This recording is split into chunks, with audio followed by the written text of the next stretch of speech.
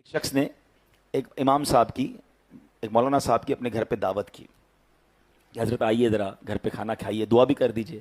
Drawing room میں بٹھایا اور کھانے پینے کا انتظام کرنے چلا گیا۔ کھانا وغیرہ کھا کے امام صاحب دعا کر کے چلے گئے۔ بیٹا آیا، کہتا ہے ابو جان کمرے میں کون آیا تھا؟ کہا امام صاحب آئے تھے۔ کہا میرے بہت سارے پیسے پڑے ہوئے تھے، غائب ہو گئے ہیں۔ کہتا ہے کیسی بات کر رہے ہو، امام صاحب ہیں، تم نے کہیں بھول گئے؟ نہیں ابو میں نے یہیں رکھے تھے۔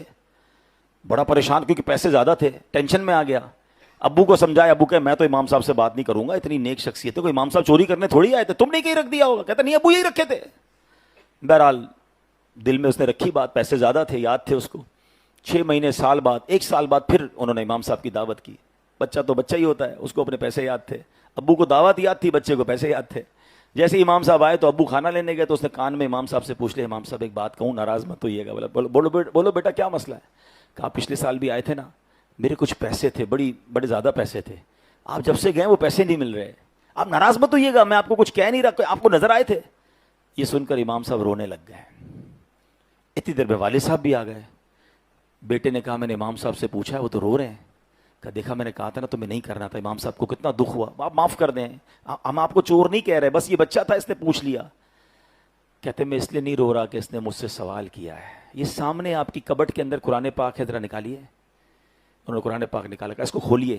وہ جلدان کے اندر لپٹا ہوا تھا، اس کو کھولا تو سارے پیسے اس کے اندر پڑے تھے۔ کہا بیٹا جب کھانا لینے آپ کے ابو گئے نا تو پیسے بکھرے ہوئے تھے، میں نے پیسے سمیٹ کے قرآن میں رکھ دیے کہ روز تلاوت ہوتی ہوگی، آپ قرآن کھولیں گے آپ کو پیسے مل جائیں گے۔ میں رو اس لیے رہا ہوں کہ پورا سال ہو گیا ہے آپ کے گھر میں قرآن نہیں کھلا ہے۔ سچ بتاؤ یہ حال نہیں ہے ہمارا؟ موبائل روز کھلتا ہے، بلکہ کئی بار کھلتا ہے، نماز میں بھی جی چاہتا ہے کھولنے کو۔ ابھی بیان کے دوران بھی کئی لوگ چیک کر رہے ہوں گے، چین نہیں آتا۔ نیا سافٹ ویئر آ جائے، نئی کوئی اپلیکیشن آ جائے، خود ہی ڈھونڈ کے اس کا ٹیوٹوریل بھی ڈھونڈ لیں گے، اس کو یوٹیوب پہ بھی سرچ کریں گے، 4 دوستوں سے بھی پوچھیں گے یار اس کے بینیفٹ بتاؤ، اس کا طریقہ بتاؤ، میں آ رہا ہوں تیرے گھر پہ بھائی، مل کے سیکھتے ہیں کیسے کرنا ہے۔ آج کل آرٹیفیشل انٹیلیجنس کا زمانہ ہے، کیسے سرچ کرنا ہوتا ہے، کیسے سب کر لیں گے۔